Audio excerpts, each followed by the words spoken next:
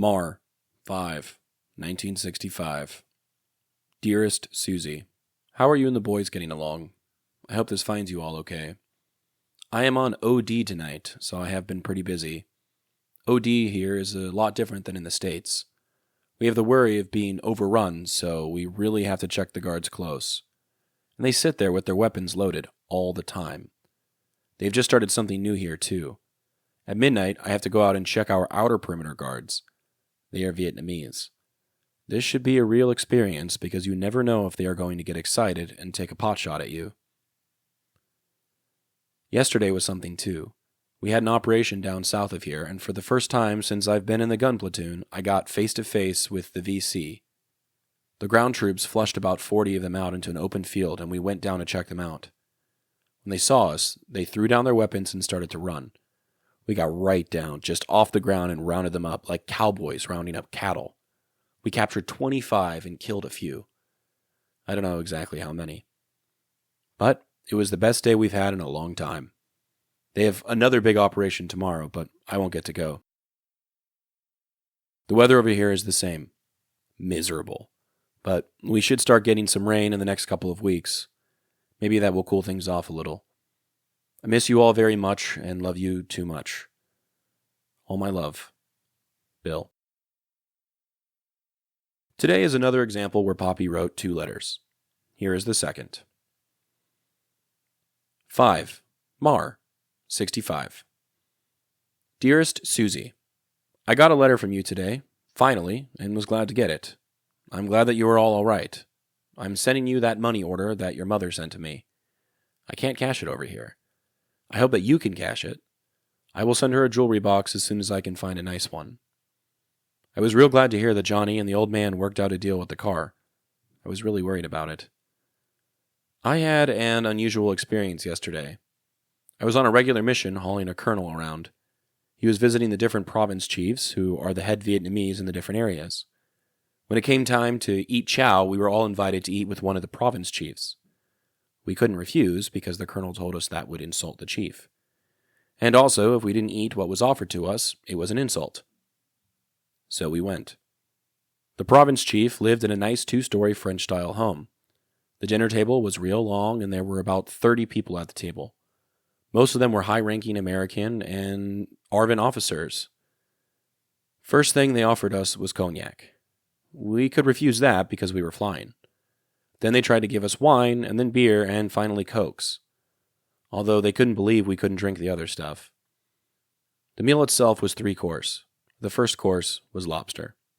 They were served whole, and they were only about 5 inches long. Naturally, I had to take one and eat at least part of it. There was no butter or sauce, only hot pepper and bread to go with it. You know I don't like that sort of thing anyway, and I thought I would gag when that damned lobster looked back at me. But I managed to get a little of it down. The next course was fish. I don't know what kind, but it was breaded and well done, so it went down a little easier. But again, there was no sauce or anything. Just fish and bread. The last course was steak, and surprised me because it was very good. It was served with French fries. It was cooked French style, a style called Chateaubriand. For dessert, we had a small fruit and some kind of syrup. It was called lychee nuts. They looked pretty good, but I took one bite and almost threw up. They taste terrible, and they were much too sweet. So I just said to hell with the province chief's feelings. I wasn't going to eat those things. Anyway, I hope I never get in a position where I have to eat with these people again. Today was moving day for me. I am now a Cobra. That's what our armed platoon calls themselves. They are called various things by other platoons, things like snakes, or worms, or privileged bastards, or SOBs, friendly things like that. But anyway, it should be pretty interesting for a while. I figure by the time I get bored over here, I will be so short, I won't care. I started growing a mustache about 2 weeks ago. That is the rage over here right now. But I couldn't stand it, so I cut it off today. But Lewis got a picture of it, so I will send you the picture when it is developed. Well, I guess I better close for today. I love you all very much and miss you. Kiss each of the boys for me. All my love. Bill. Today's letters give us 2 very different glimpses into Popi's life in Vietnam. one full of tension, and the other marked by an almost surreal sense of formality. The first letter opens with Bill writing on OD duty, officer of the day. He's responsible for checking the guards posted around the base, but as always, the job comes with an extra layer of danger in Vietnam. The perimeter guards he's checking aren't American, they're South Vietnamese, and he admits matter-of-factly that he's not entirely sure if they'll recognize him or if they'll shoot first. This letter also marks a milestone in Bill's time with the gun platoon, the first time he writes about coming face-to-face with the enemy. He describes the moment almost like something out of a Western. 40 Viet Cong flushed into an open field, helicopters swooping low to round them up like cattle. It's a strange, detached way to describe something so violent, but maybe that's the only way to make sense of what he's seen. It's hard to imagine the tension of those nighttime checks, walking the perimeter with loaded weapons on both sides, hoping that a nervous guard doesn't mistake you for the enemy. This war was so often defined by uncertainty, and even though Popi doesn't linger on it for long, there's a subtle acknowledgement in this letter that the people protecting the base at night could just as easily be the ones threatening it. The second letter, written the same day, couldn't feel more different. Popi finds himself sitting down to a formal dinner with high-ranking Vietnamese officers, forced to navigate the delicate etiquette of diplomacy while trying not to gag on lobster and lychee nuts. As I've mentioned before, he was very solidly a meat and potatoes guy, and to hear him struggle with this meal is actually pretty entertaining.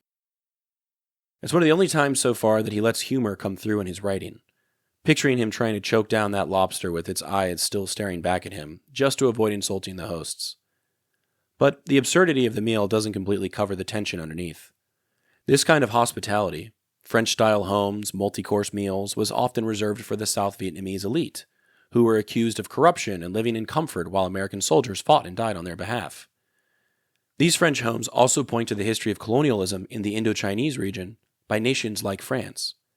Even though they are gone, their presence is still felt. In this letter, Popi shares that he's officially been assigned to the armed platoon, the Cobras. It's another step deeper into the danger of combat flying. The other platoons had nicknames for the Cobras: snakes, worms, privileged bastards. It was the kind of teasing that masked something heavier.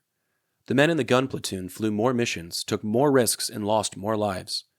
But instead of writing about fear, Popi jokes about trying to grow a mustache, a little act of rebellion in the middle of everything. Though he ends up shaving it in the letter, it becomes something he keeps for the rest of his life.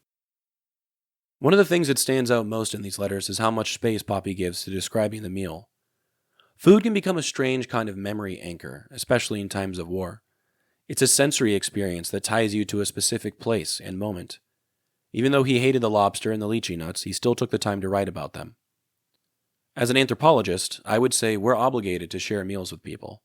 Food and table manners say a lot about a culture and their values. Knowing he was given this opportunity excites me. It's a true glimpse into the lives of the people he's fighting alongside. In these letters, Popi moves through worlds that don't quite make sense together. One minute circling over fields in a helicopter, the next trying to mind his table manners in a setting strange to him. But beneath it all is the steady rhythm of life at war. Missions, letters, missing home, and trying to hold on to whatever pieces of normalcy he can. The photo I chose for today depicts an offensive position on a perimeter of what I can assume is a base. It is elevated and has sandbags stacked against the walls, with earth used as fencing on either side. Are these the walls he had to check that night?